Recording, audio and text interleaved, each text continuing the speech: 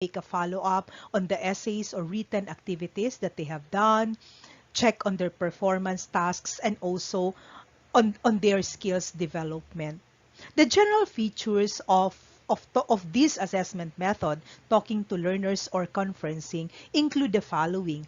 It can either be spontaneous or planned, formal or informal. It can be done before, during, or after a lesson. And what's good about it is that it encourages our individual learners to talk about their learning as they answer open-ended or thought-provoking questions such as, "What do you think?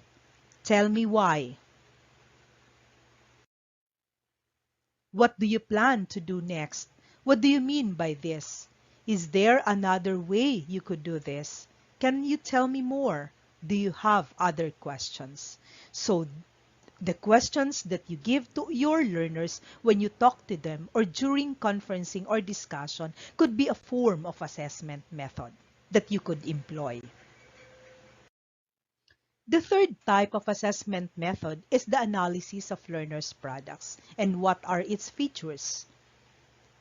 One is that it is a planned formal assessment and is usually done during and after a lesson, not necessarily in every lesson, but an appropriate time during the learning process.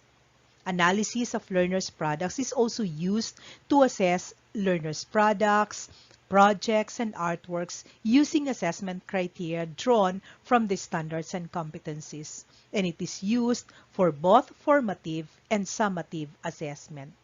So what are some examples when you use the analysis of learners' products? One is when you give them essays and written tasks, not only in English, but in all other areas, worksheets, projects, models, artworks, and multimedia presentations. The fourth type of assessment method, which is most common to all teachers, is the conduct of tests. And what are its features? Now, tests are usually planned and formal. They can be done before, during, or after a lesson. And it can either be oral, written, or practical. It can include many test types such as multiple choice, true and false, matching, or extended writing. Now, it's used to test not just recall but also higher cognitive domains. And tests are used for both formative and summative assessments. So what are the most common examples by which we give tests? When we would want to test content, such as in the tests and quizzes, and when we would want to determine the levels of skills development and also the application of knowledge and skills. After discussing the different assessment methods, we are now ready to discuss recording methods. Now, part of the assessment which we should never neglect is how do you actually record the results of your assessment. And this is the very reason why I have included that in the discussion today. So I would like to discuss with you the different recording methods that you can adopt as a teacher. One is through class checklists. So what happens when you do class checklists and how do you go about it? Now, class checklists outline the assessment activity and criteria, and here you can list all the learners' names. You have to use simple coding systems to record how well each learner performs on each criterion.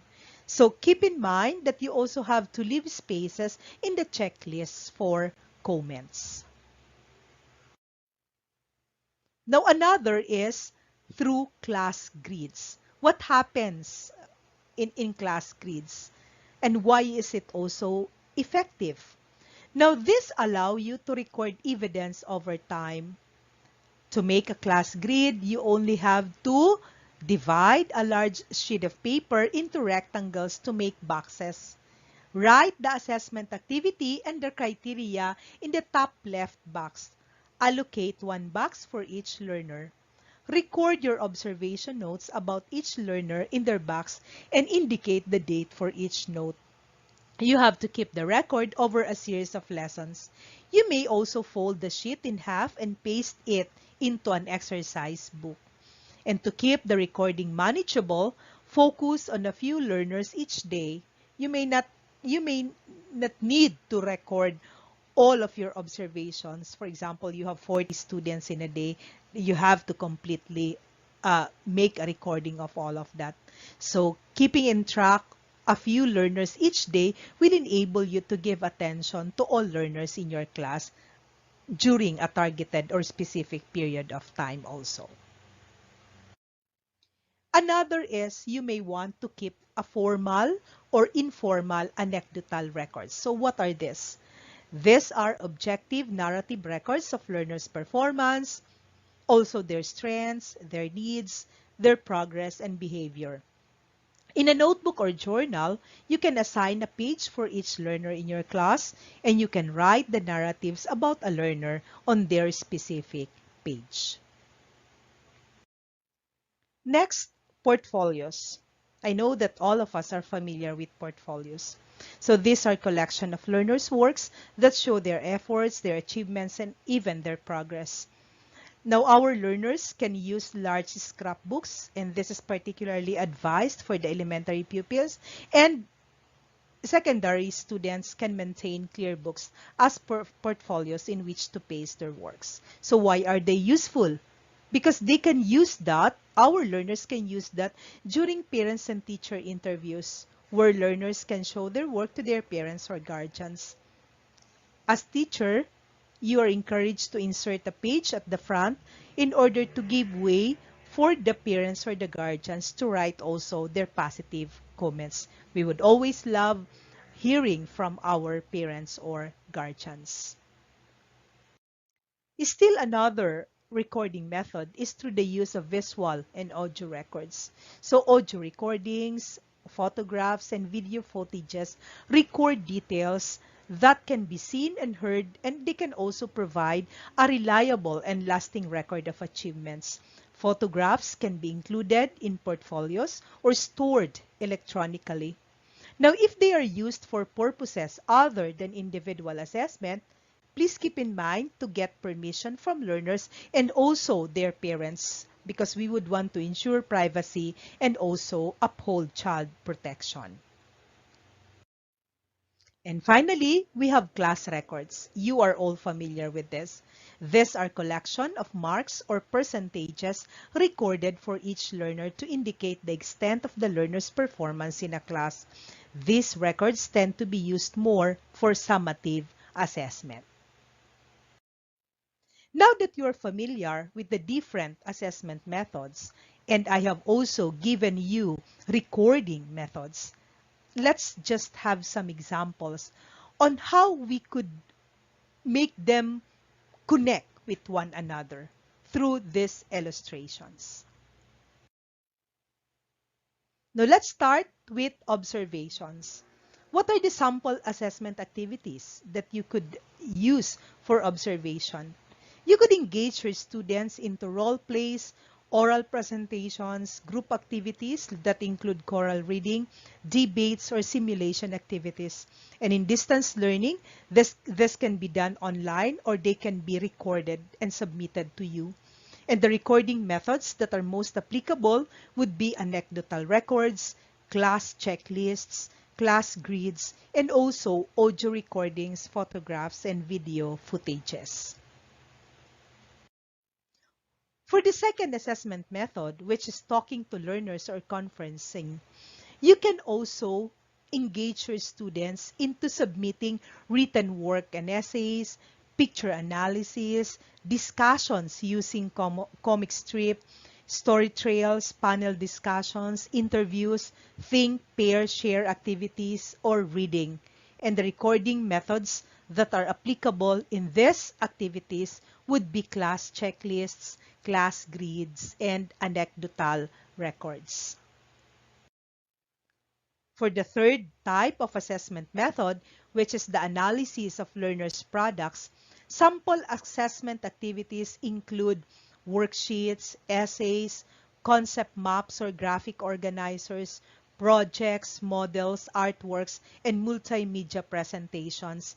And recording methods would include class checklists, portfolios, class records, teacher comments on learners' works, and also photographs and teacher comments.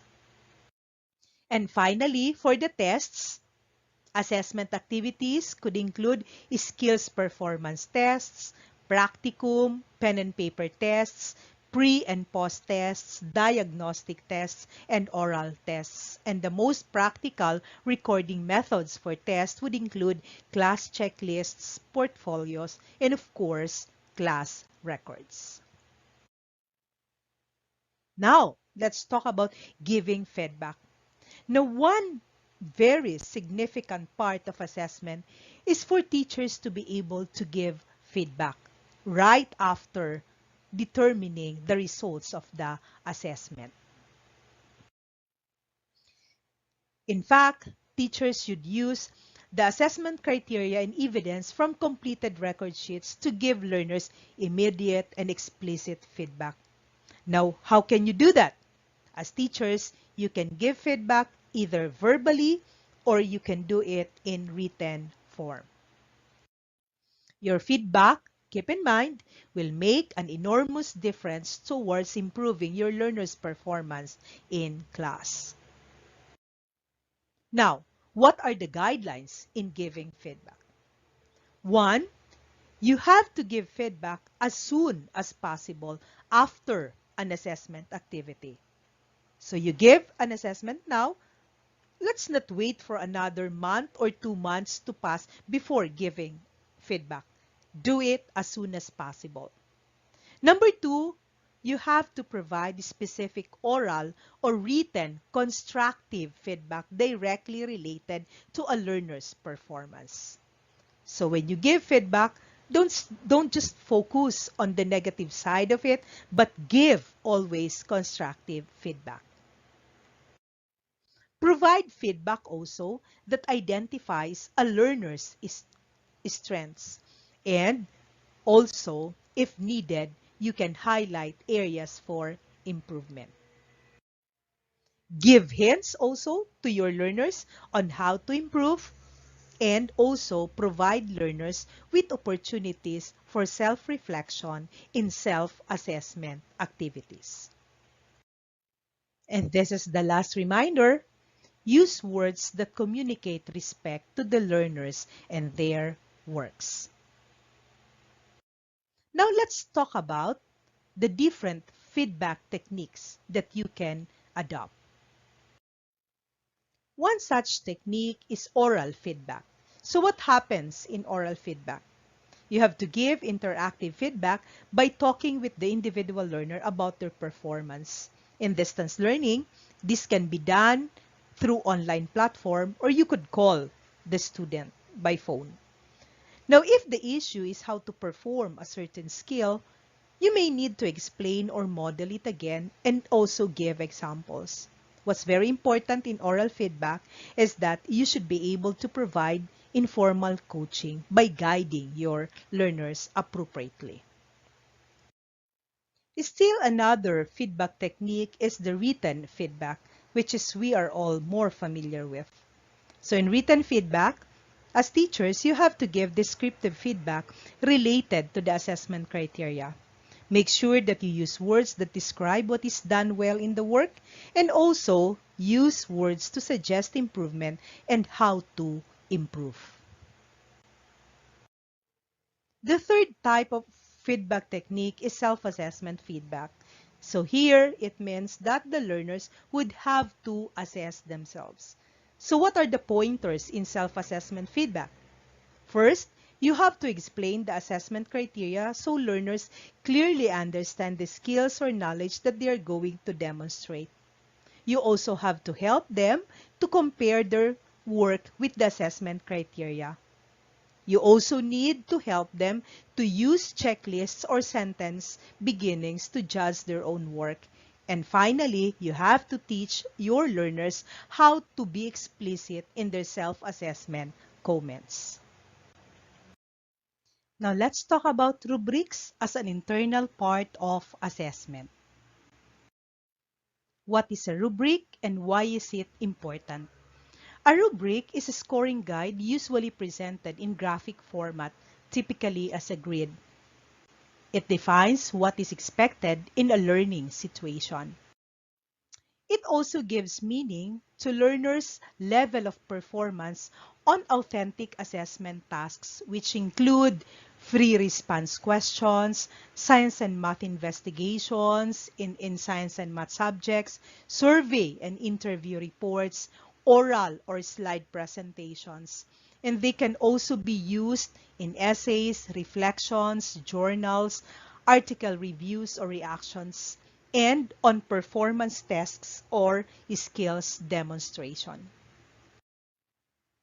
Also keep in mind that rubrics are usually shared with learners to give them an opportunity to discuss the criteria to be used for an activity before they perform it. So it's very important that you do not keep the rubrics a secret from your learners. They should know on what criteria are they going to be assessed. And also that each level of performance in a rubric has a criterion or description, and it allows for objective scoring of summative and formative assessments. And the result can be used to provide feedback to learners. So those are the practical uses of the rubric.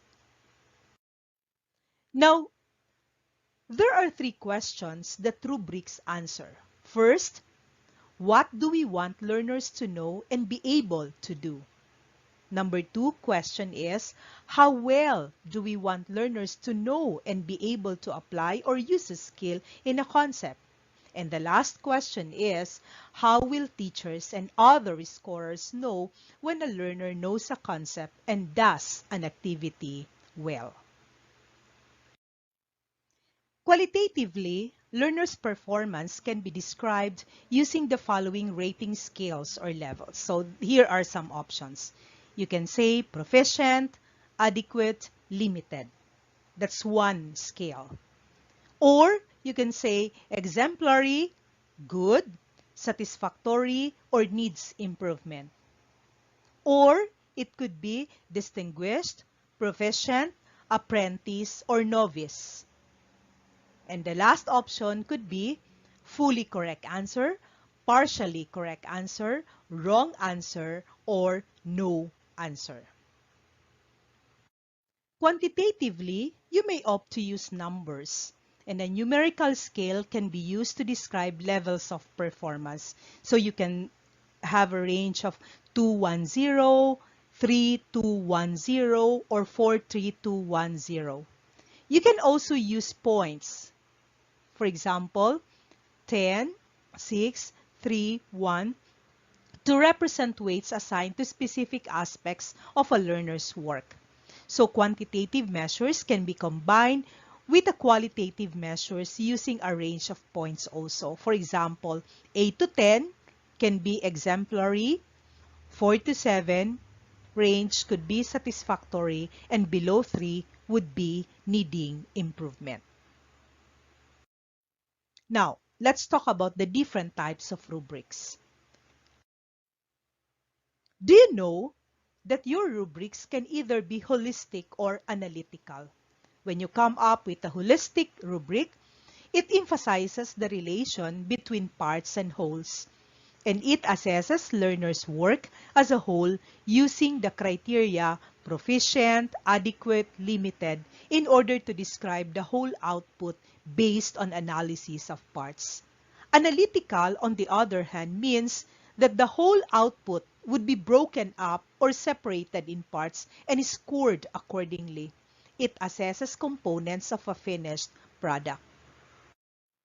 Another is that when you opt to have a holistic rubric, it does not list separate levels of performance for each criterion because you are providing a single overall score, but it does not communicate information about what learners are to do to improve. While analytical Rubric, on the other hand, articulates levels of performance for each criterion and gives diagnostic information to the teacher and also formative feedback to learners. Okay.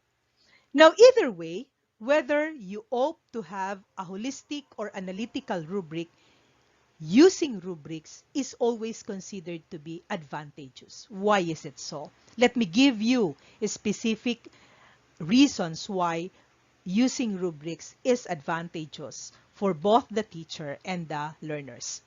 Now, rubrics allow assessment to be more objective and consistent because the criteria are in specific terms.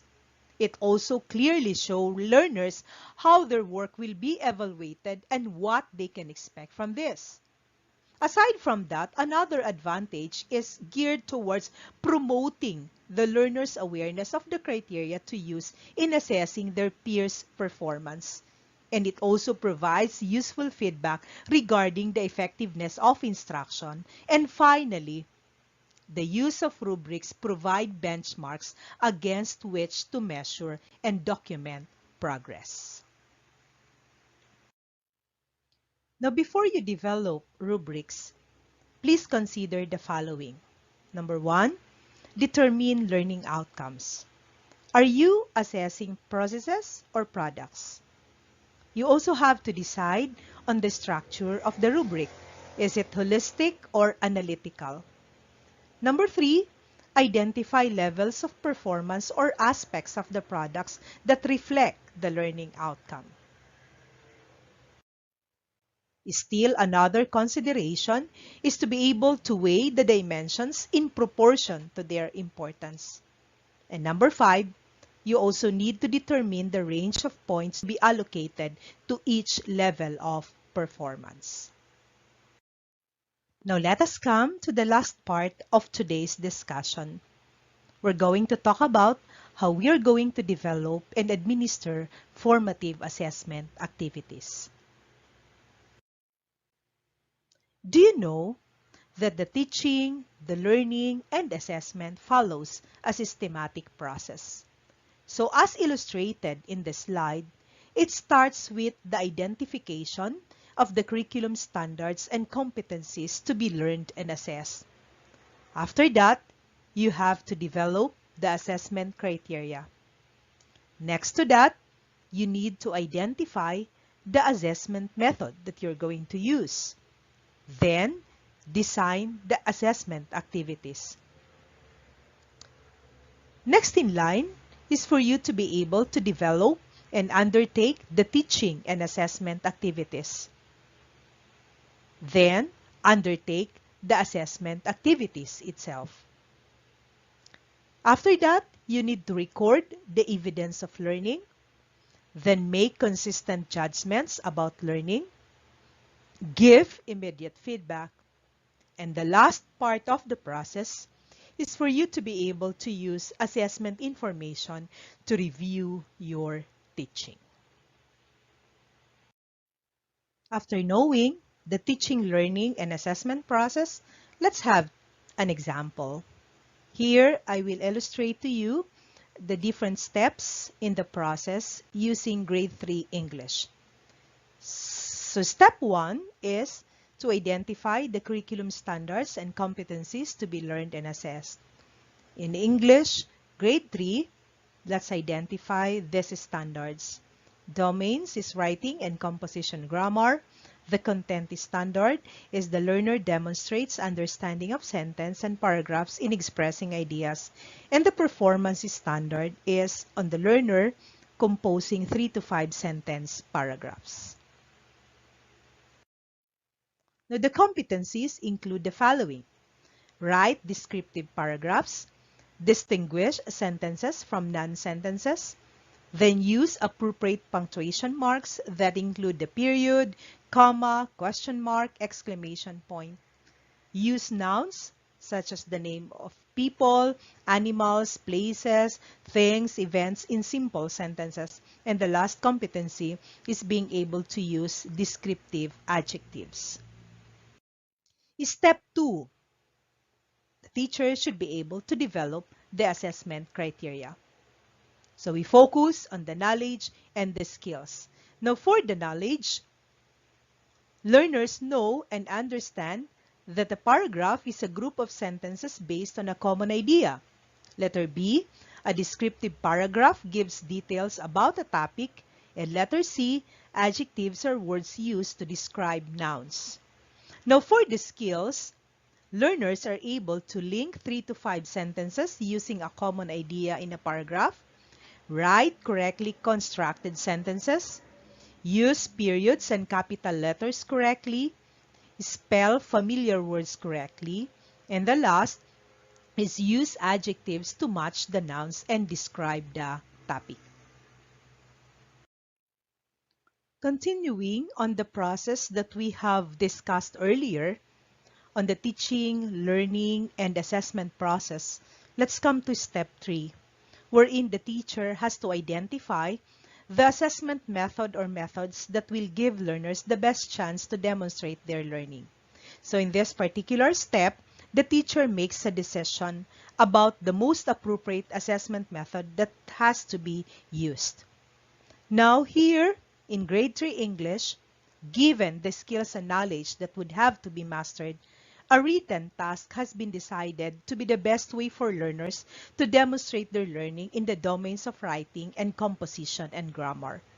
After which, the teacher can use the analysis of learners' products as an assessment method. Now, the teacher can also be assessing the written output as the product, specifically the descriptive paragraphs that the learners write. The fourth step is focused on designing the actual assessment activities. Now, keep in mind that you have to develop assessment activities in order to assess the learner's knowledge and skills. So the question here is, what task or tasks will you ask learners to do to demonstrate their learning? Remember that an activity does not always have to be a test or written exam.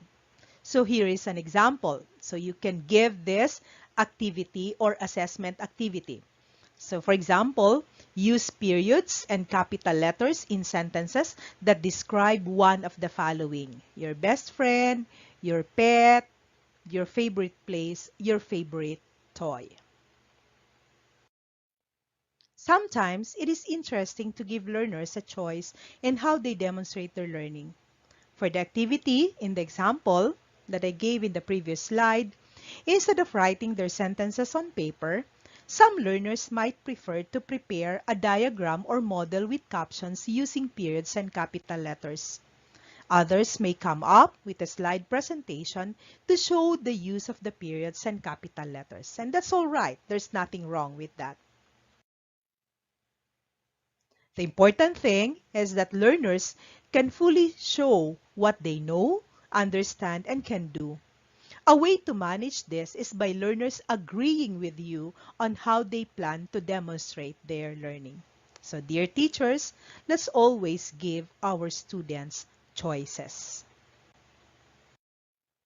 Now, let's come to the fifth step in the process.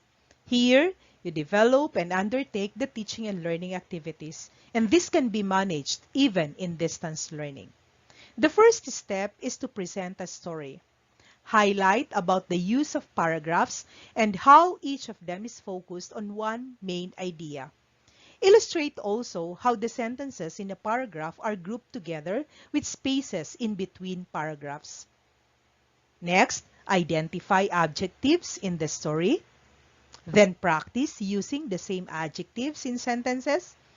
And give an exercise that match adjectives with nouns. You can also give an additional exercise of word walls of adjectives and pronouns. Model also correct sentence structure and punctuation in paragraphs.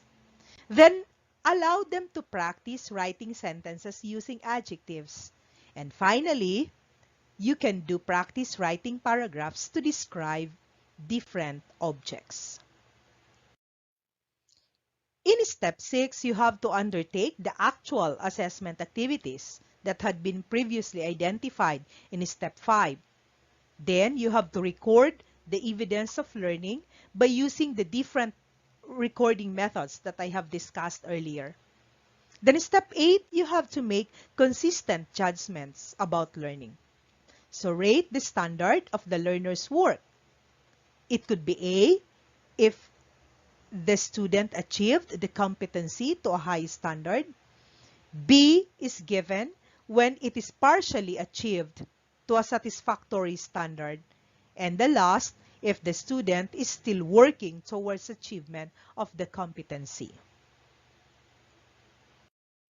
Now for step 9, whatever your findings are, you have to give immediate feedback to your learners.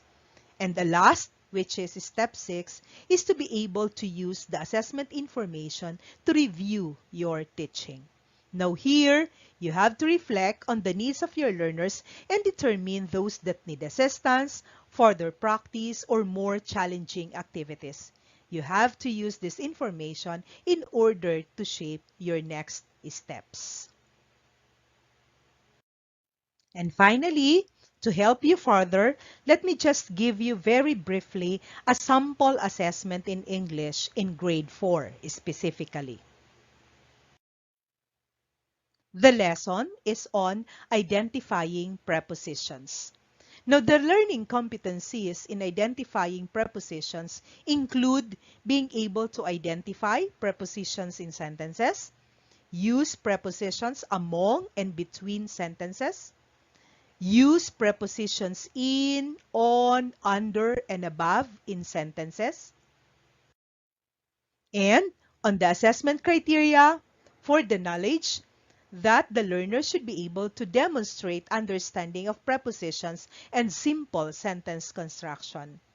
And for the skills, we target that the learners will be able to identify prepositions in sentences and also construct simple sentences using prepositions. So what is the most viable assessment method that you can use? From the 4 given, observation, tests, analysis of learners' products, and talking to learners, it is suggested that tests would be the assessment method most appropriate in this lesson. Now let's come to the assessment activity. What happens here? So learners write sentences using prepositions in, on, under, above, and others to give the location of the object. So you have to repeat activity 5 times. So it could be giving similar activities that would allow our learners to write propositions appropriately. Then, you have to ask the learners to identify the preposition in each sentence and underline or circle it. Now, as to the recording methods, given the different choices, whether you can use checklists, class grids, grades, portfolio, audio recordings, marks, anecdotal records, comments on learners' work, and self-assessment records, it is highly suggested that you focus on 3. You can use checklists, portfolios, and comments on learners' work. Now, as to making consistent judgments, if you're given a choice between using rubrics or marks, then the better option would be to use the mark scheme as long as it is linked to the assessment criteria. Now, as to giving feedback later on, whether you're going to give oral feedback or a written feedback or self-reflection, it is highly suggested that you give a written feedback from the peers, or if it's not possible, from the teachers and others. Okay, so we have attached here the written feedback sheet. Now this is actually very simple. You have to determine the level of achievement. So when it's high, you have to give 3 marks. When it is satisfactory, you have to give 2 marks. And when the learner needs assistance, then you give 1 mark. Now the description for each level of achievement would be: for the high, you're going to say you've got it, well done. For the satisfactory, it's you're doing well, keep practicing. And for needs assistance, here are some tips to help you. So the specific assessment criteria are only two actually. One is identifies prepositions in each sentence, and number two, writes sentences using prepositions in, on, under, above, and others. So here, you're going to determine for each assessment criteria the level of achievement. So whether it is 3, 2, or 1. And on the last part of the written feedback sheet, you're going to give some comments if it is needed for tips for improvement. And that ends my discussion for today, dear teachers. I hope that I was able to guide you on how you're going to develop classroom assessments more comprehensively and more appropriately for the coming school year 2021-2022. Thank you everyone! Mabuhay po tayong lahat.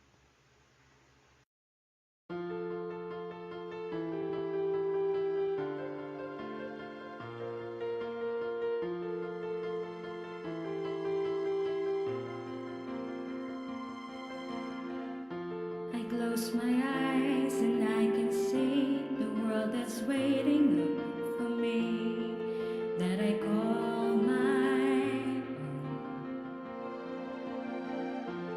Through the dark, through the door, through where no one's been before, but it feels like home. They can say it all sounds crazy. They can say I've lost my mind. I don't care, so call me crazy. We can live in a world that we decide. 'Cause every night I lie in bed, the brightest colors fill my head, a million dreams are keeping me awake. I think of what the world could be, a vision of the one I see. A million dreams is all it's gonna take. Oh, a million dreams for the world we're gonna make.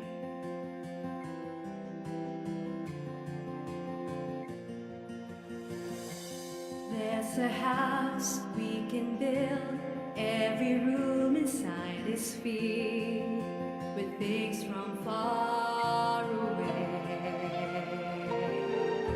The special things I compile, each one there to make you smile on a rainy day. They can say it all sounds crazy. They can say we've lost our minds. I don't care if they call us crazy. On the way to a world that we design. Every night I lie in bed, the brightest colors fill my head, a million dreams are keeping me awake. I think of what the world could be, the vision of the one I see. A million dreams is all it's gonna take.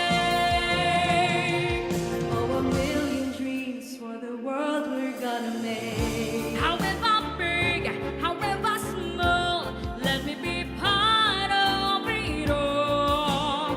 Share your dreams with me. You may be right, you may be wrong, but say that you'll bring me along to the world you'll see, to the world I close my eyes to see, I close my eyes to see. Every night I lie in bed, the brightest colors fill my head, a million dreams are keeping me awake.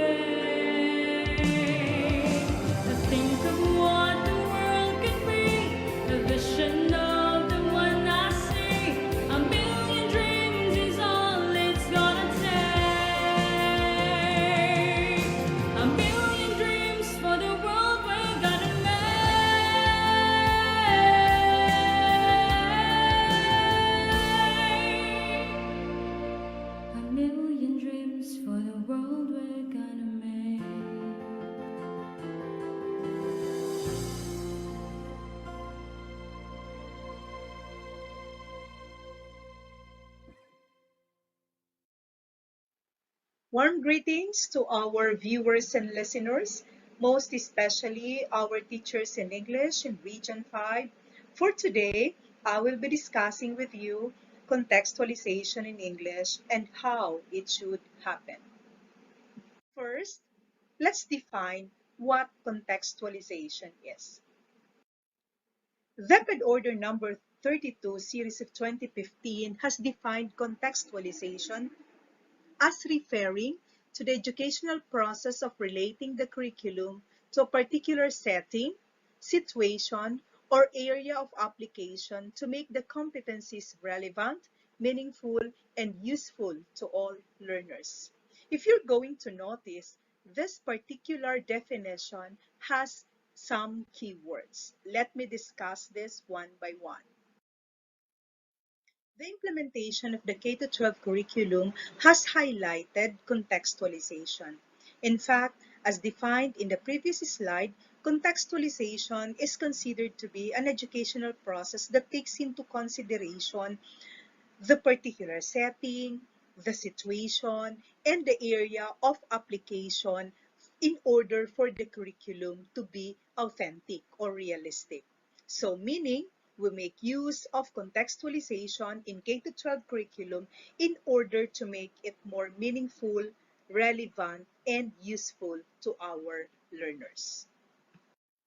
Now, the degree of contextualization may be described and distinguished into the following. One is that contextualization may be in a form of localization, and another way is through indigenization. I know that you have been encountering these two words repeatedly through the years. There's localization, there's indigenization, and you may be wondering, are they actually similar or are they different? So let's define them. When you say localization, you're actually referring to the process of relating learning content specified in the curriculum to local information and materials in the learner's community. On the other hand, indigenization takes a larger picture because when you say indigenization, it refers to the process of enhancing curriculum competencies, education resources, and teaching and learning processes in relation to the biogeographical, historical, and sociocultural context of the learner's community. When you say indigenization, you're also involving the enhancement of the curriculum framework, curriculum design, and learning standards of subject areas, which are being guided by the principles and standards adhered to in the national curriculum. So, in terms of usefulness in the field, you may be asking, which is the guiding principle for this? Now, when you say contextualization, please keep in mind that it is the mother principle, meaning it is the mother umbrella, while when you say localization and indigenization, you're actually provided with the degree of doing contextualization. So, localization is one degree of contextualization, and so with indigenization. It offers another degree of doing contextualization. So it is further illustrated by this pyramid that contextualization may involve localization or it may also involve indigenization. Let's take a look at this one. When you say localization, you only focus as a teacher into embedding or including local information in the curriculum and also involving the use of local materials in the different learning areas or specifically in teaching the English subject if you are a teacher in English. While in indigenization, you are concerned with something bigger. You are concerned with contextualizing the curriculum framework, curriculum design, curriculum standards, the learning resources, and even the teaching and learning processes. So it's actually very important as a teacher for you to be able to answer what is your purpose of localization. Are you just including local information and local materials, then you call it localization. But if you are concerned about contextualizing other serious concerns in the curriculum, such as the framework, the design, the standards, the learning resources, and even the teaching and learning processes, then it may be possible that your contextualization is indigenization. So what does it mean when we say that our learners study in contextualized curriculum? It simply means that the cultural dimension may be the same, but because of differences in geographical context, how it is being learned and also the content may vary, but keep in mind that the standards are the same. Now, in a contextualized curriculum, keep in mind also that the curriculum can be enhanced, but our teachers should not remove competencies, as the competencies are the minimum educational requirement every Filipino should learn. And finally, when you are going to use indigenous materials, it is very important to be culturally sensitive and also consider their meaning to the local community. Now, when you do contextualization, you have to follow a systematic process. So it's not just something that you decide one day that you would want to do, and by the click of a finger, you are going to do contextualization, either by localization or indigenization. First, if it is a process, you have to determine your purpose or objectives. Now, you have to keep in mind that the Philippines is basically a culturally diverse society. Where are you situated? Because our country, as you know very well, is home to more than 100 ethno-linguistic groups, each with distinctive way of life. We have our own beliefs, customs, and traditions. And because of this diversity, our basic education needs to be culturally responsive to the diversities while at the same time meeting the standards set by the national curriculum. As a teacher, it is very important that you understand the value of the local learning system. So how is it possible? Understanding of the local learning system means knowing how you are going to maximize its utilization and how you can be able to tap it in order to make the learning of the national curriculum more successful, because you are aiming to, number one, promote increased learning among your learners. You also wish to develop in the learners an appreciation and pride of their community's culture and identity, and also develop in them serious commitment to help develop their own communities as a result of their strong identification with the community.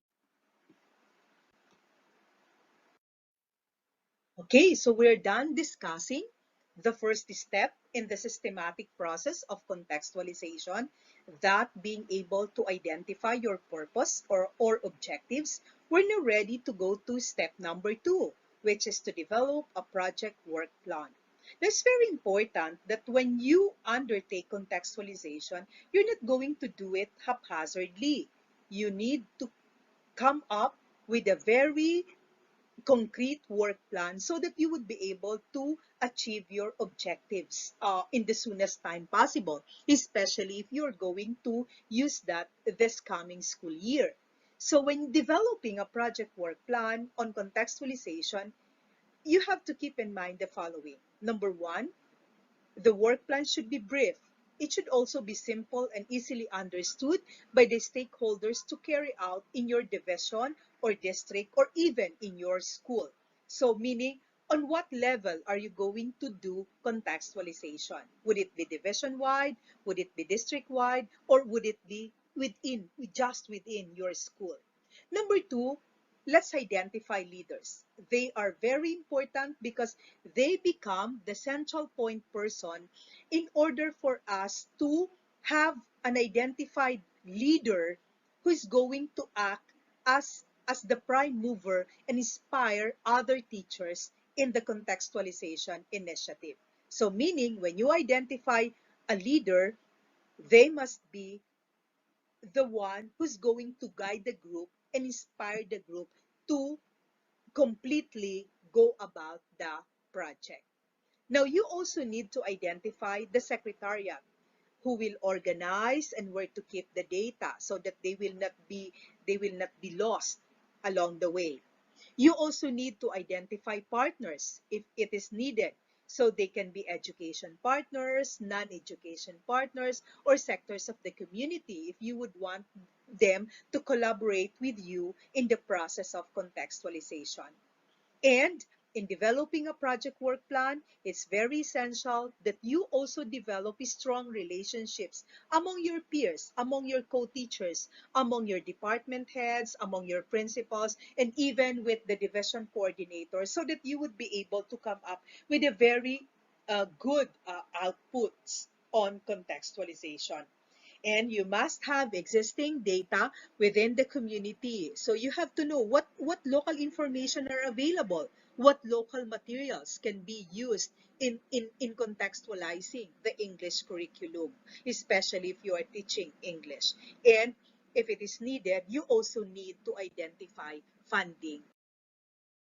So finally, after you are done with the two steps, you also need to establish criteria for curriculum contextualization. So the criteria could include the following: that number one, information is division-wide or school-based. Number two, it has to be anchored on the community's unique culture. Number three, it must bring about positive behavior. Number four, it reflects the principle of inclusivism and avoids exclusivism. It has to be authentic and connected to the child's real life. Number six, it observes the intellectual property rights. And the last requirement or criterion is it adheres to LRMDS standards. So all of these criteria should be present in the contextualized materials, and all members of the team should be able to understand the criteria so that they would be able to work towards complying with the criteria that you have set for curriculum contextualization. I also want to talk to you very briefly about curriculum localization. So, as teachers in English, you may be wondering, is it actually possible for us to localize the English curriculum? The answer is yes. And how do you go about it? Please keep in mind that in the curriculum localization, it entails a process, and this process is focused on enhancing the national curriculum to make it culturally responsive. And how are we going to do that? How are we going to do curriculum localization in English? So you can do that through the use of local learning systems with local content, the language, resources, and learning processes for the learner's improved performance, bringing about pride in one's culture and strong commitment to the community. Specifically, let's talk about the steps in curriculum localization process. So why am I discussing this? Because as teachers in English, teaching the English curriculum, the most practical aspect of contextualization is on the localization. So the very first step here is for you as a teacher in English to be able to identify or assess the local needs of your learners. So you know pretty well that because of the pandemic, we're settling with distance learning instead of face-to-face instruction. And in lieu of our discussions in front of our students, the usual engagement that we are used to, we have substituted instruction with the different learners materials that are given to their learners while learning is taking place inside their homes. So number one is that determine their needs. What are their capabilities? How would they be able to learn best? And that's actually the first step in the curriculum localization process. Then, relative to that, you have to review the learning standards that are required for a particular grade level. For example, you're teaching grade 3 English. So what are the most essential learning competencies that are needed uh, that are needed to be satisfied in every quarter? So you have to be familiar with that, because that would understanding the learning standards present in every grade level would enable you to determine how you are going to localize the content. So look into the materials that you are using. Are they appropriate? Are the contents appropriate, specifically in English? Are the texts, are the materials, reading materials, exercises that you are using or that you are developing in the modules appropriate? Or would you want to simplify them? Would you want to use local stories, local information that could substitute in order to enrich the content of a particular lesson? And through identification of the ways by which we could localize the content, you can also decide about localizing the different pedagogical approaches or strategies that you are going to develop in the crafting or developing the learner's materials. So relative to that also is number 5, which is being able to identify the use of the local resources or materials that are present or available within the community, which are accessible, which are realistic, which would come in handy so that they would be able to be utilized by our learners. And it's also very important that you can also make decisions on the different materials or texts that the students will be using as they go about answering the tasks or exercises given. And closely related to that is step number 6, which is making decision to localize also the assessment strategies. And finally, in number 7, you also need to integrate the local curriculum elements in the learning standards if you feel that they are appropriate. Now, keep in mind that all of the steps in the curriculum localization processes would need collaboration. So it's not something that you do alone as a teacher. So you have to collaborate with your administrators, especially your principals, your department heads. You also need to collaborate with fellow teachers, and most appropriately with the students and the community. And part of the community are the parents of these learners. So it has to be a collaborative effort of all the education stakeholders so that we would be able to maximize the curriculum localization that you're planning in your respective schools. Now, as a teacher, you may ask this question: how does contextualization really happen in English? Let me cite some examples. There are actually 4 which I would like to share. One example is that when you are in the process of developing the learner's materials, such as the learning activity sheet, you must be able to use examples that start with those in the locality. But this would entail being familiar with the community where your school or the learners are situated. So in order for us to be able to come up with realistic or authentic examples, then you have to be familiar with what is happening in the community. Another example is for us to be able to give context to test questions, such as including the names, situations, and setting that are those inside the immediate community. Still another example is how we prefer using local materials in making instructional materials or learners materials, and also requiring our learners to submit outputs that make use of local materials that are present in their communities. And the last example which I can give you where localization can happen is for us teachers to be able to use local stories in our learning resource materials as springboard in the lesson. So for example, a short story or a poem written by a, a, a local writer in the community can be used, or a local story can also be used as a springboard in the lesson that you are developing. So you may be wondering, why are we giving significance to the development of a culturally responsive curriculum in English, even in distance learning? Because we're thinking of our students, and students are considered to be most successful in learning environments that exhibit the following characteristics. Number one, there's knowledge and use of the community's social and political customs, and the lessons that are being used connect new materials to students' existing experiences.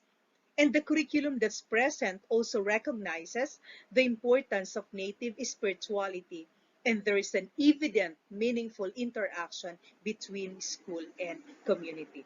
So we have to keep in mind that the bottom line of all our efforts is for us to be able to ensure that learners, even in distance learning, are maximizing their potentials and they are learning a lot even when they are inside their homes. I would also encourage you to include the following learning processes in your interactions or engagements with your students, even in distance learning. Number one, reflective writing.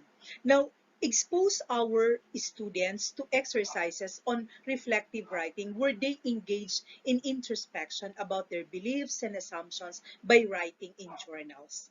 And if you're doing online classes, I would encourage you to come up with simulations and games for your learners because students participate in games and cross-cultural simulations to get first-hand experiences of socio-cultural differences and power differentials.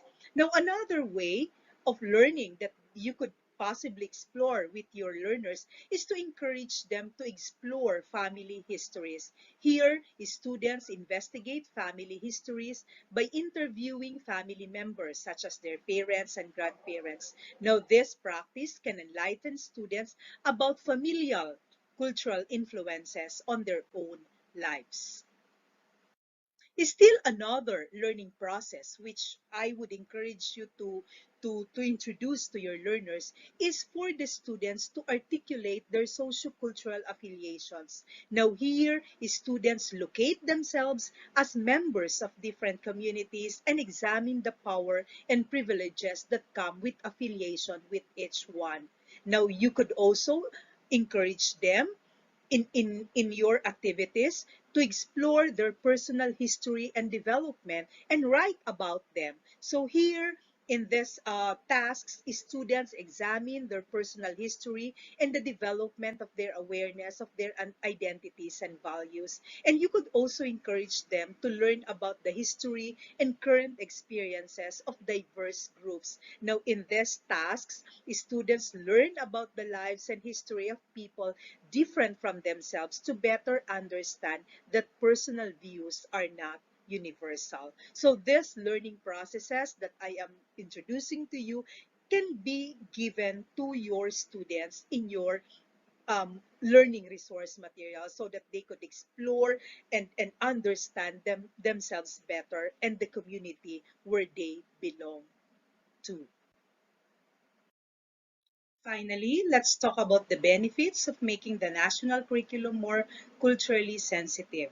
One, it will promote increased learning and at the same time develop in the learners appreciation and pride of their community's culture and identity.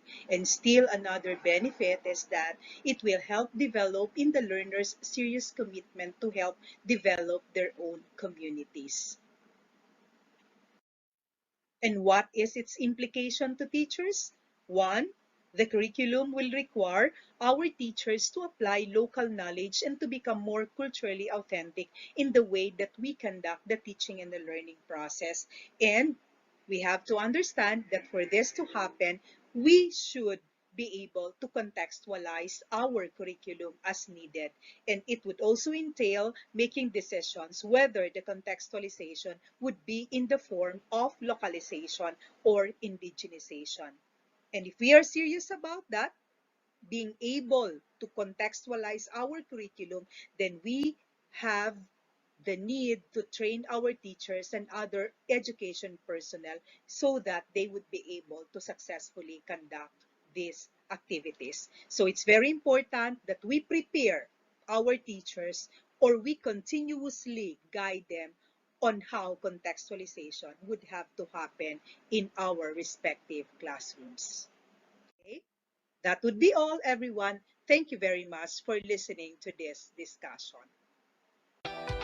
To give us another entertaining number, here are the performers from SDO League.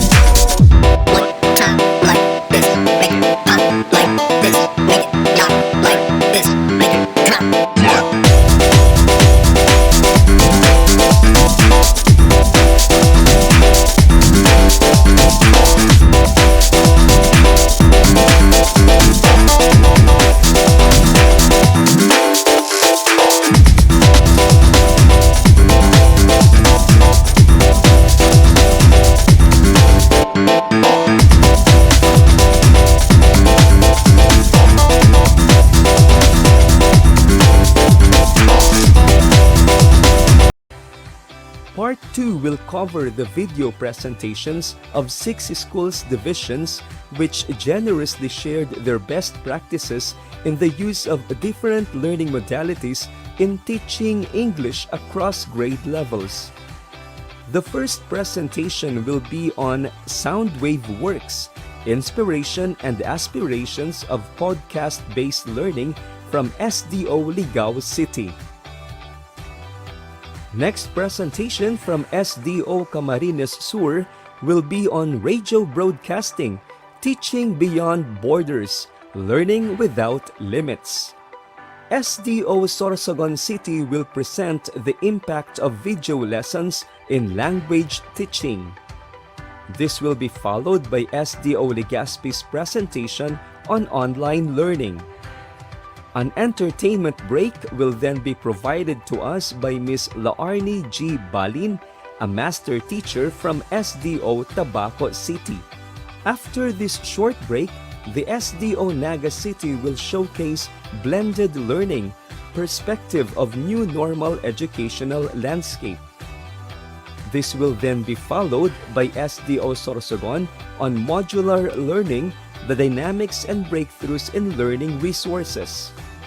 Last but definitely not the least, from SDO Masbate to give us a glimpse on how the reading program is being carried out in their division in the presentation titled Sustained Literacy Realm, Offshoot of Synergy. And I am your, I'm sorry, binibining Pilipinas na lang din. Sorry! Galing mo ako, Be. Pag na ako pag-magakuha na. And I am your Miss Universe 2021.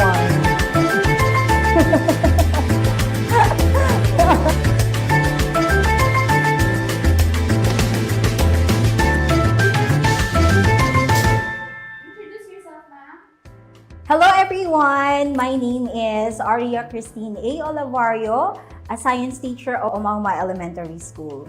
I'm Rhea Quillosa Alday of Bacong Elementary School, and I am one of the teacher podcasters of Ligao City Division. Hello, I'm Mercy Viescas-Dan from LCN TVHS, a certified teacher podcaster.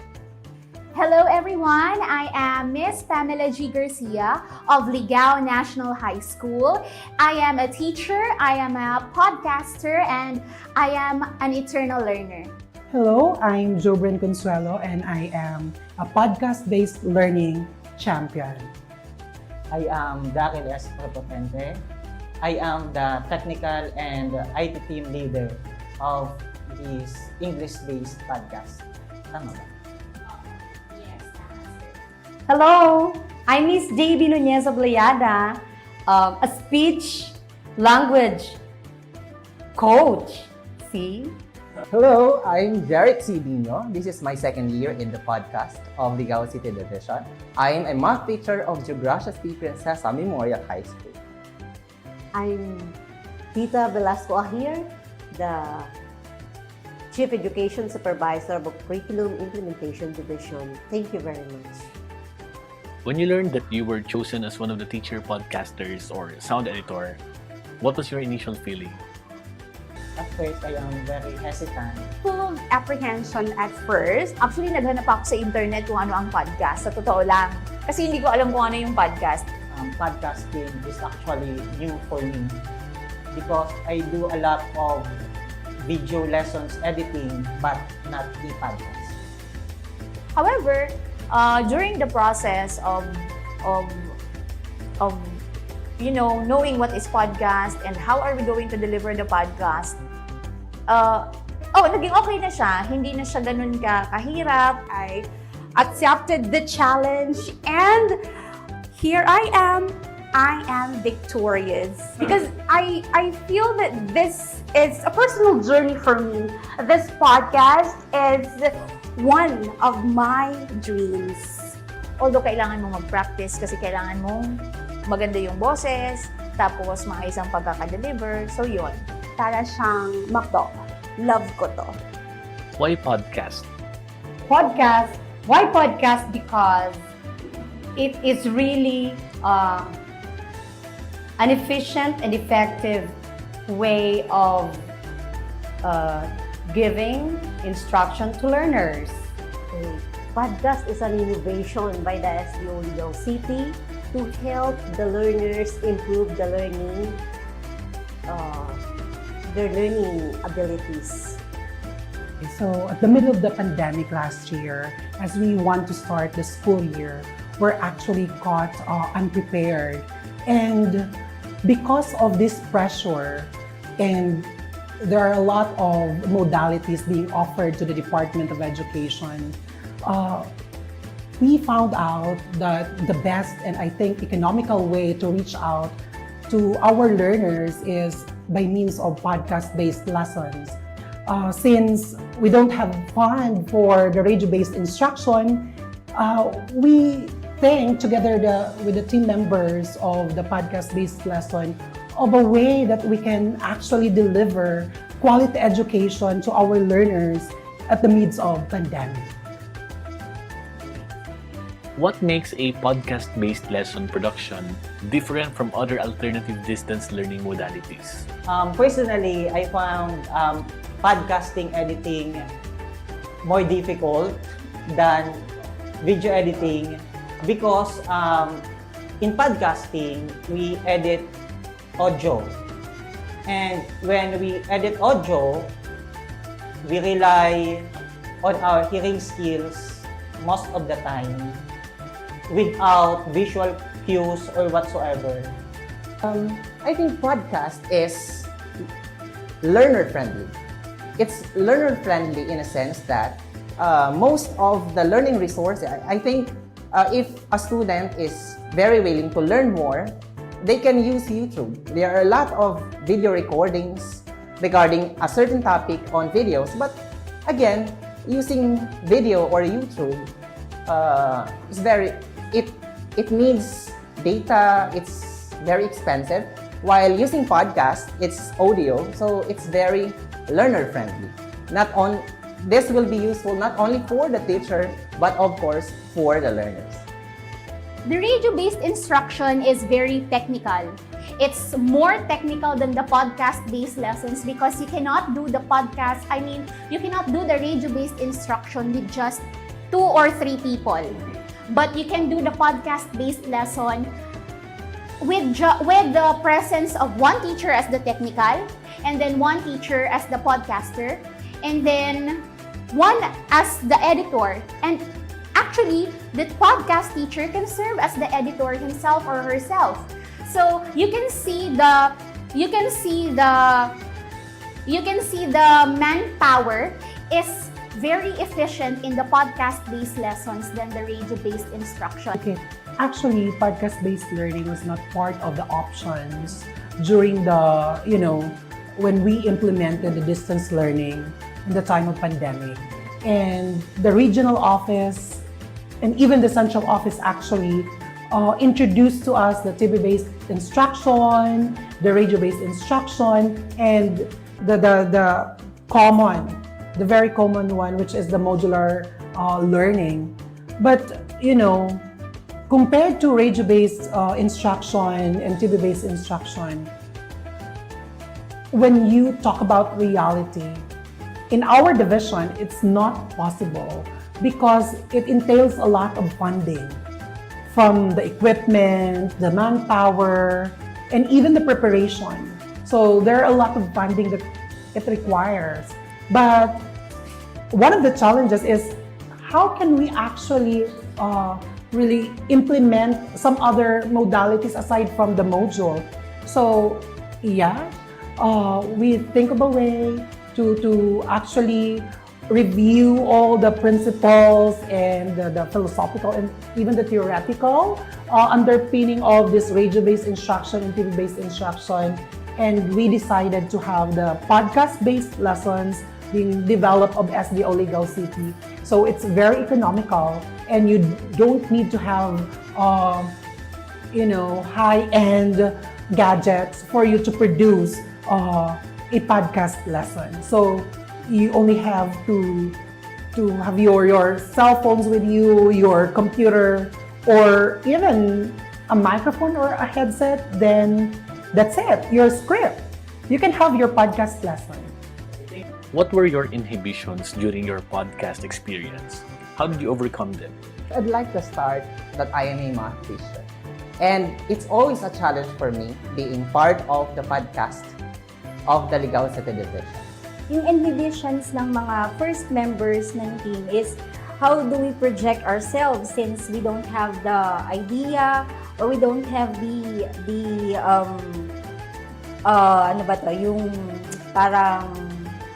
yung trainings on how can we project ourselves during the recording. The number one inhibition was that as human beings and as people, we really have this notion that if there is something new, it's intimidating. If there is this innovation that is being introduced, we are sometimes hesitant to change.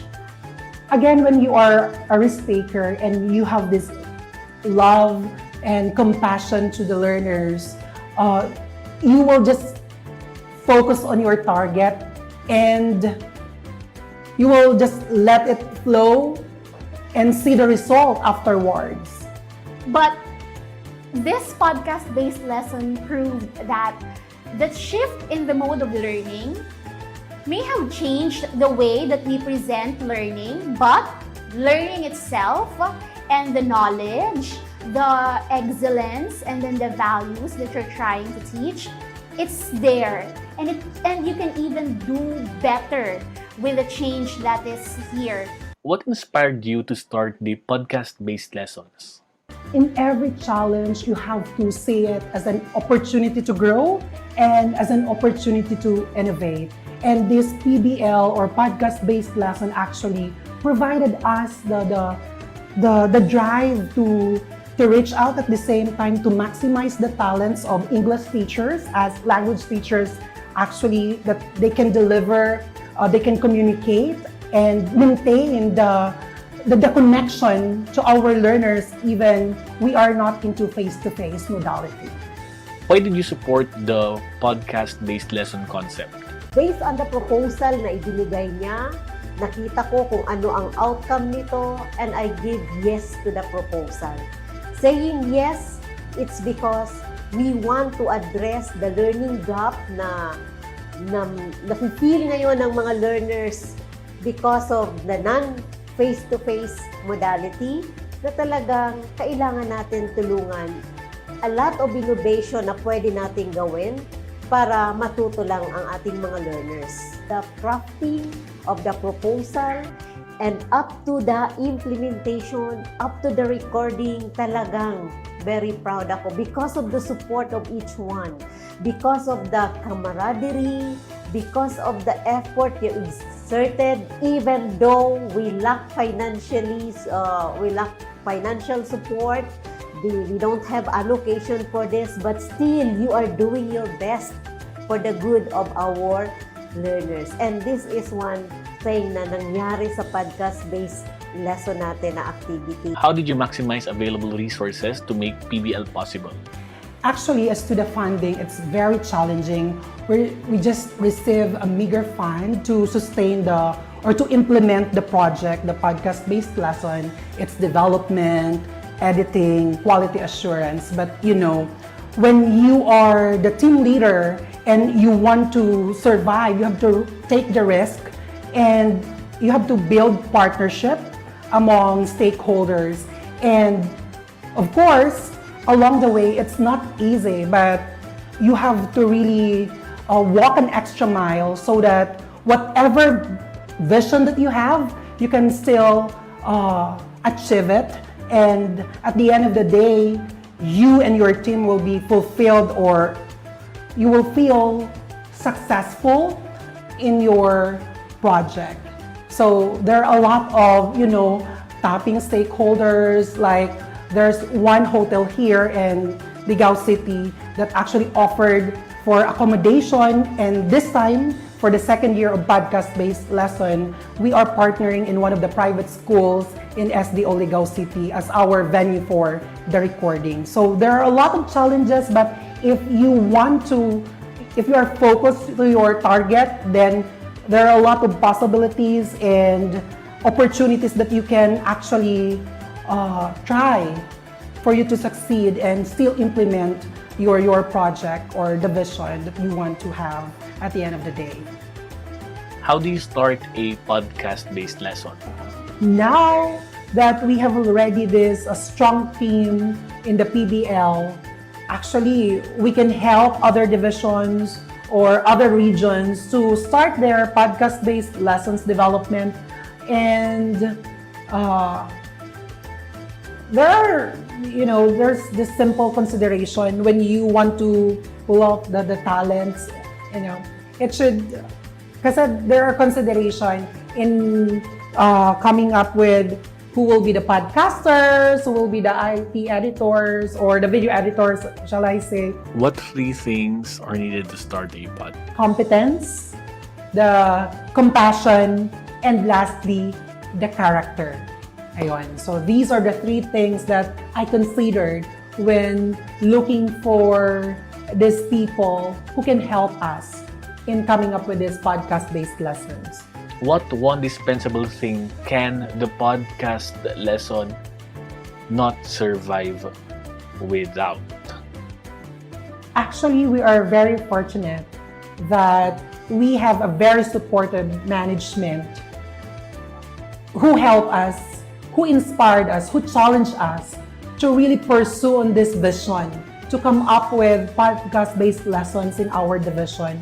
Of course, under the leadership of our Schools Division Superintendent, Sir Nelson S. Morales Jr., and of course, with the help of our former Assistant Schools Division Superintendent, Sir Ucias S. Monforte, and now our new OIC Assistant Schools Division Superintendent, Mama Ilani Galicia. They were very supportive in this venture, in these endeavors, especially our Curriculum Implementation Division Chief Education Supervisor, Ms. Tita Ahir. They were very supportive in this endeavor, and one inspiration, I think, were our learners. We do this for them and for Ligao City.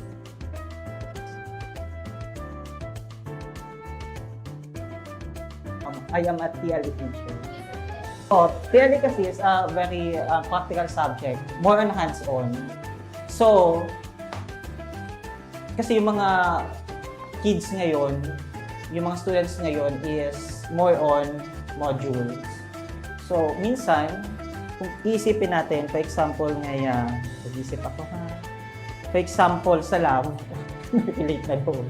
For example, sa lab, much better na naririnig mo siya na sabihin sa'yo kesa binabasa. This podcast is something new.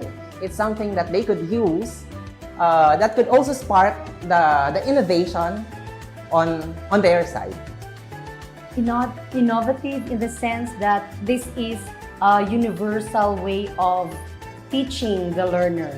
It truly bridged the gap to the learners.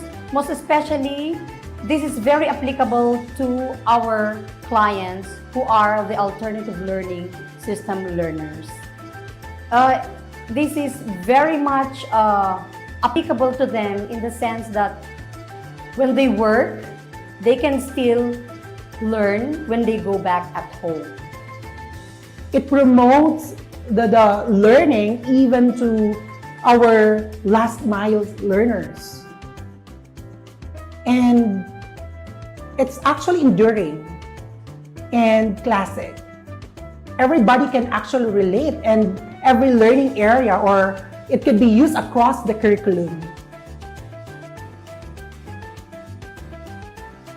Of course, Yes, of course. kahit kailan pwede siyang gamitin, kahit saan, anywhere, anytime they want, naglalaban, naghuhugas ng pinggan, na kahit nakahiga lang, pumunta sa likod, nagwawalis, anything,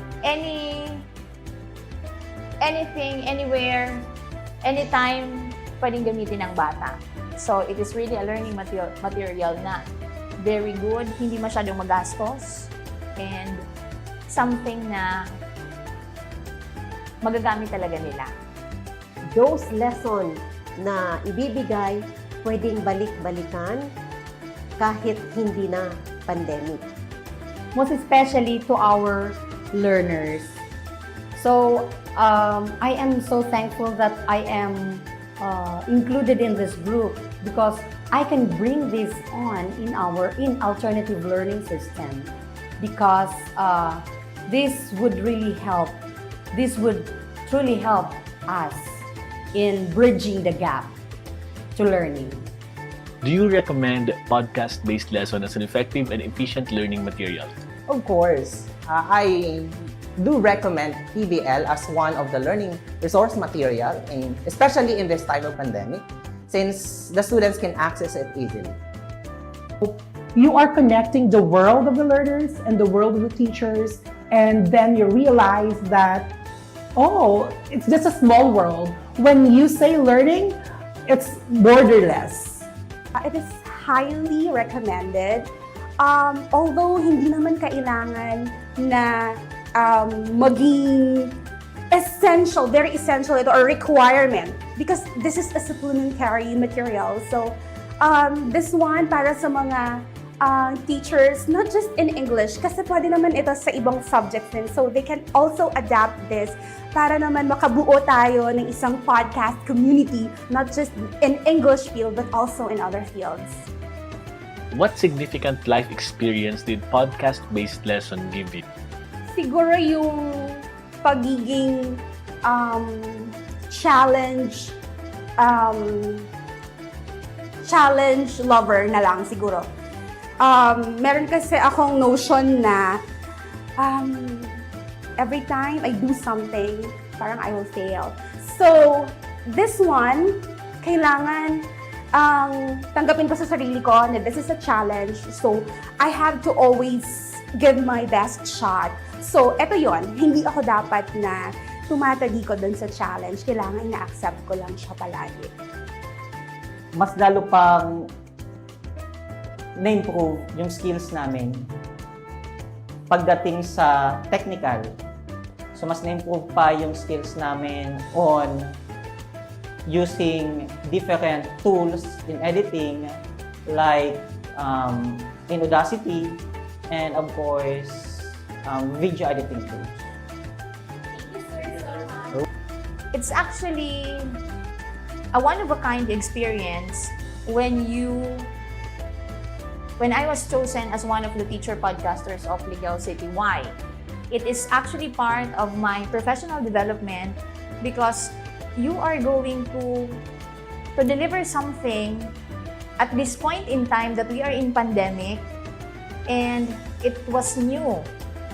Hindi siya na-introduce before, hindi siya nabanggit before, kaya it was something na nakapagpabago ng perspective ko kasi kaya mo palang mag-deliver ng isang bagay to pupils kahit na hindi nag-face-to-face, pero makakapag-produce ka ng active learning sa kanila. We should embrace the changes. Kahit mahirap, especially dun sa pag-record, sa paggawa ng scripts, kahit mahirap siya, we should embrace whatever challenge yung binibigay sa atin. How proud are you to be part of the podcast-based lesson? I'm so proud po. Of course, very proud because we were the first. Kahit hindi ko siya i-measure in numbers, siguro walang numbers na pwedeng makapag-measure nito. But sa archive ko ng experiences, isa ito sa mga masasabi kong legacy ko na din in the teaching field.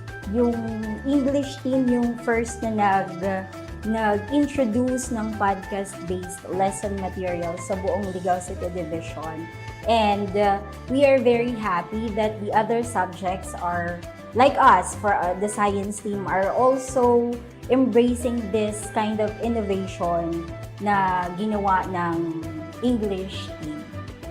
From scratch, from 4 persons, we've just pulled together the resources, study the RBI structure, and then the possible recording of an audio lesson. And we came up with the idea of podcast-based lesson, and now we are in the year 2, and from grade 1 to grade 10, we included a senior high school. Well, it's already a milestone. How does podcast-based lesson bridge the gap of new normal learning? Ayun. It bridged the gap kasi it became a supplemental material na pwedeng gamitin ng mga bata even wala silang face-to-face interaction with their teachers.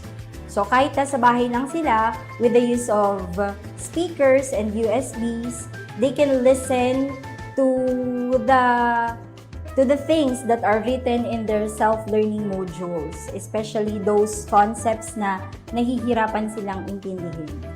The podcast-based lesson bridged the gap of learning in the new normal in a sense that we made learning closer to them.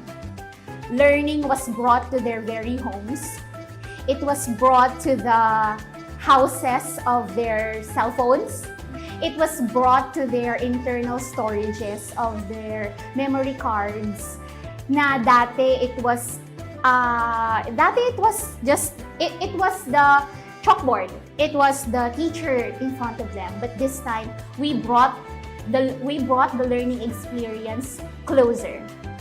We brought the learning experience a few steps na lang without them going out of their houses. They can hear their teachers as if that they are there. Learning perspective, ang teaching and learning is not only inside the classroom. It should not be contained only at the four corners of your classroom. It should not only be contained at the school premises, but it should be also at home. So, nabukas yung botones ko. Wait.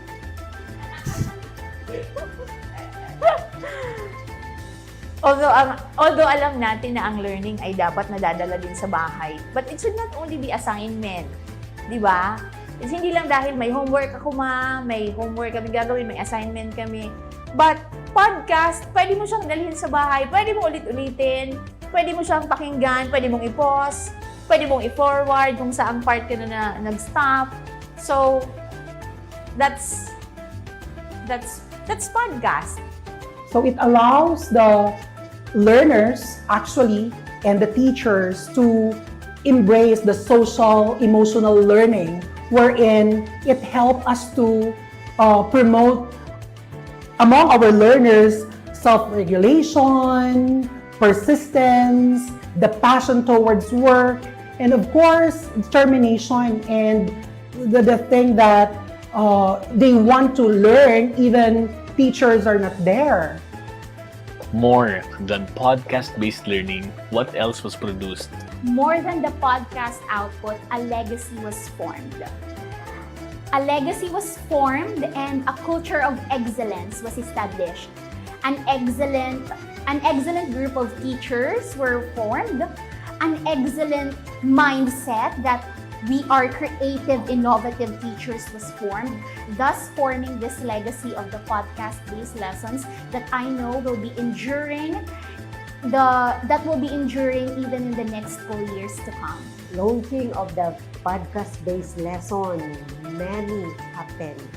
The camaraderie of the team, the support of each one, and of course, mas lalong nabuo ang team because of this activity. And you know, the support extended by each member to the team. And of course, to the support to the SDO Ligaw City. And that's basically for the best of our learners. Well, friendship. And at the same time, camaraderie. We truly, we are all united here in this group. There's full of love, support, and what is this? We also do helpful things. What lies ahead for podcast-based lessons? I see podcast-based learning as a tool, and it will be recognized not only in our division, not only in the region, but the entire country, and at the same time making it in a higher level, escalating it to a higher level in which we can upload it in Spotify, in what else, the cloud, and the podcasts. And if there will be a chance that we can do this, perhaps they will earn money, and that money, I think, will help all English teachers in the division, and it will serve as our funding for some sort of expansion and professional development of English teachers in SDO Ligaw City. More than everything else, we would like to dedicate this humble and noble undertaking to the Ligawenyo learners, that actually they are the heart of every educative process. that even we are under this circumstance, we are still responsible and accountable of providing them quality, relevant, accessible, and liberating education. And above all, we envision that even in the post-new normal, we will still produce Ligawenyo learners who will later on lead, inspire, guide, and achieve, and of course, outstand the test of time. This has been your teacher, Teacher Al. Always remember that the key to safety is in your hands. Always remember, learn well today and live well tomorrow. This is your teacher, Teacher Rhea. Podcasting is the new normal, so hop in. This is Teacher Mers, your podcast buddy. Once again, this is Teacher Jerry. I'd like to leave a statement about learning something new every day because it keeps our life from being dull. I'm a podcast teacher in Practical Research 1, so I will end it this way. Let us fuel that desire for excellence. Activate your thinking cap. Unleash the researcher in you here on the PR Podcast with me, Miss Pam. Thank you. Dahil as Potente, this podcast is actually a work of love na pwede naming ialay sa inyo. I am Jobin Consuelo and I am a podcast-based learning champion. Okay, so I am Ma'am JB Nunez Obliara, Education Program Specialist 2, and then an advocate of podcast-based learning. Tita Velasco here, the Chief Education Supervisor of Curriculum Implementation Division.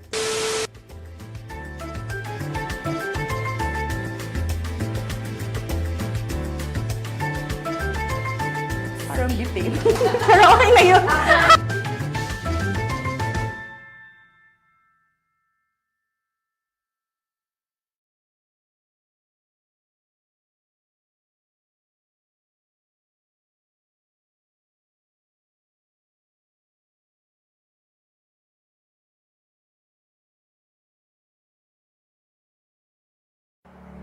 The COVID-19 pandemic did not just become a threat to our health, but it has also posed a huge challenge to the entire Department of Education. Closure of schools meant cancellation of face-to-face classes, which led to the hesitation of parents to let their children continue schooling. Despite of this, the Schools Division Office of Camarines Sur, the home of the Blazing Giants, led by its nimble superintendent Dr. Loida Enidea, bravely implements its Basic Education Learning Continuity Plan, or BELCP, to convince the parents and the learners to continue their education despite the unusual setup of classes. In everything we do, it is more than a commitment.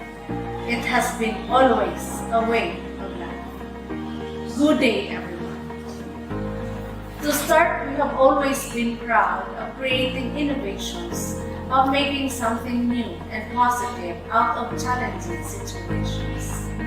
With this, we are proud of our very own DepEd Council Radio Escuela team for their continuous commitment in implementing the radio-based instruction as one of the blended learning modalities being utilized in the entire schools here in Camarines Sur. This is in consonance with the Basic Education Learning Continuity Plan, or BELCP, to further support and sustain the programs and learning instruction while securing the health and safety of the learners, the parents, the personnel, and of course, our dearest stakeholders. Currently, as we are passionately gearing towards ISO certification, this huge innovation positively contributes to the delivery of our educational services to our community. As what the slogan of our RBI program says, teaching beyond borders, learning without limits.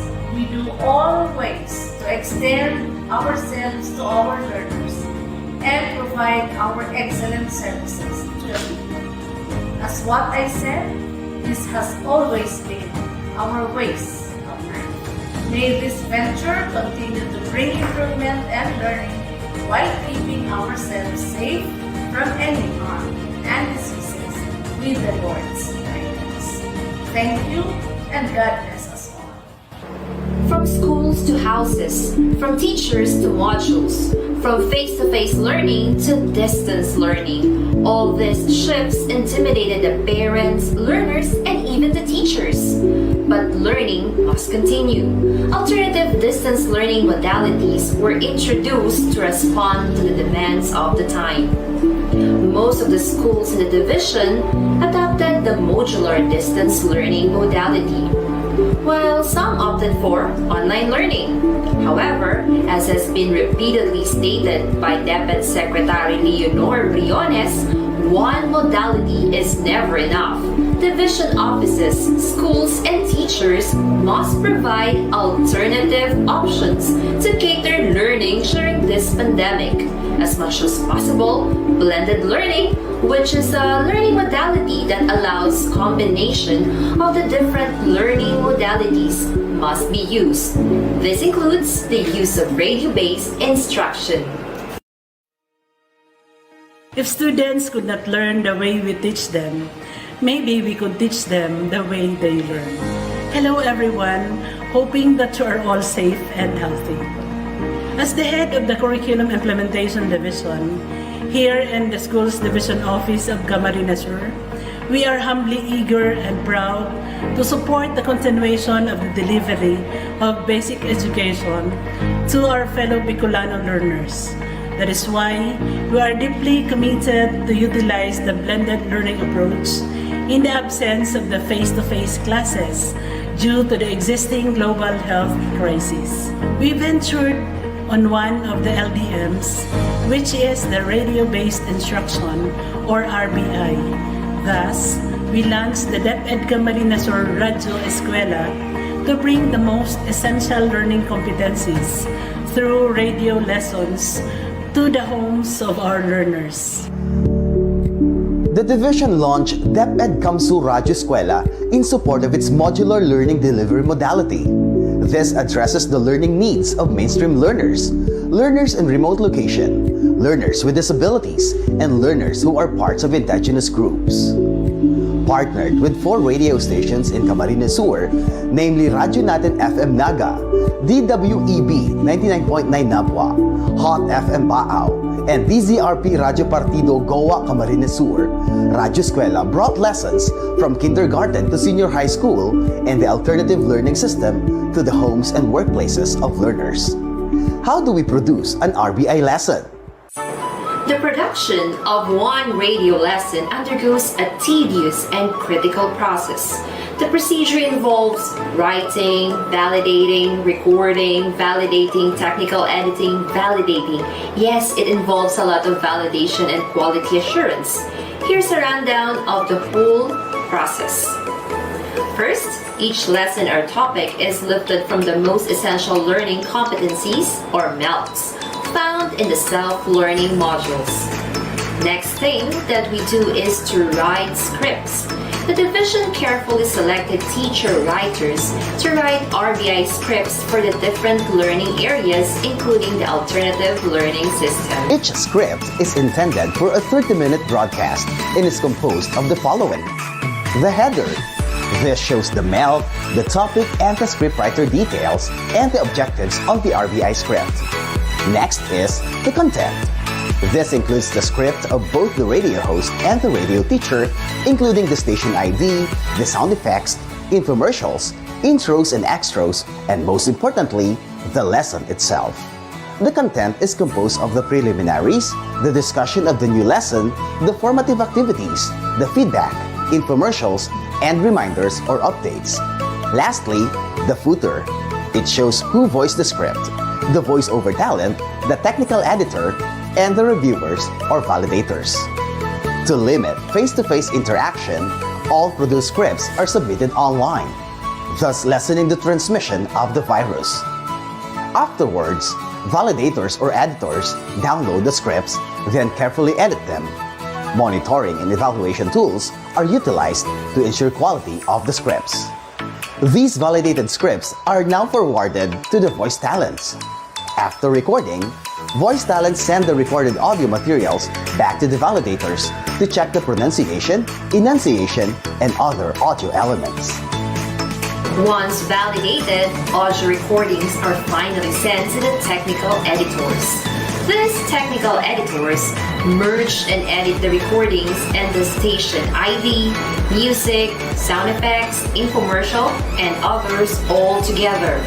Once edited, the RBI lesson is forwarded again to the validators for final review and for archiving. The final RBI lesson is now ready to be aired and is sent to the Learning Resource Portal of the division. As I have said, each phase of the production undergoes quality assurance. Before airing this locally, the RBI lessons have been edited and validated carefully to assure the quality of these instructional materials before reaching its target audience, the learners and the parents. Radyo Eskwela has produced and aired lessons for English, Filipino, Araling Panlipunan, Music, Alternative Learning System, Science, Kindergarten, and Senior High School. All these started with teachers having no or little knowledge on producing radio lessons. The journey of DepEd Comes to Radyo Eskwela started with various trainings and workshops of selected teachers on the school on the air format and, of course, the script writing process. With limited knowledge, yet with the commitment to bring quality lessons to the learners, these teachers, now called the Radyo Eskwela team, planned and modified the production process, still in accordance with the Central Office released memo on RBI guidelines and other DepEd provisions related to the development of instructional materials. Division-led orientation and trainings were also conducted on script writing, voice recording, and technical editing. To reiterate, the division has partnered with 4 radio stations. Each underwent MOA signing, which gives the RBI team a free 1 hour or 60-minute airtime every day. That is to say, since 1 hour RBI lesson goes 30 minutes each every day, the division could air 2 RBI lessons or 10 lessons a week or 40 lessons a month. Imagine, the team has been doing this since the first day of classes since October of 2020 until the last school day of 2021. Moreover, monitoring and evaluation survey forms have been distributed to school heads, teachers, and students to allow feedback and improve the ways of the program. Currently, with the end of school year and the start of summer vacation, Radyo Eskwela team launched a special edition to be aired every Friday. This was saying the airtime and delivered information regarding accomplishments and undertakings of the division.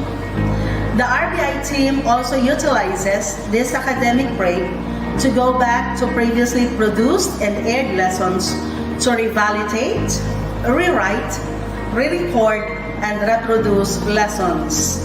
After all, quality matters. At present, we have a proposal for the purchase of radio transmitter to the provincial government through its SEF. Once realized, relay stations will be placed in each congressional district to widen the reach of the Radyo Eskwela in the province of Camarines Sur. We also have an allotted area for the recording studio of TVBI and RBI at the second floor of the Division Library Hub building. We're continuing our capacity building efforts in training the production team members from the different learning areas, the scriptwriters, voice talents, and technical editors, so that we could produce more RBI lessons for the different grade levels and disciplines. SDO Camarines Sur RBI team is fully committed to bring teaching beyond borders, learning without limits to our parents. God bless us all. RBI goes hand in hand with the self-learning modules. This is just one of the options that the SDO provides to make learning accessible, because we all know at the end of the day, even with the COVID-19 pandemic, Learning should never stop. And this is the journey of DepEd Kamsu Radyo Eskwela. Teaching beyond borders, learning without limits.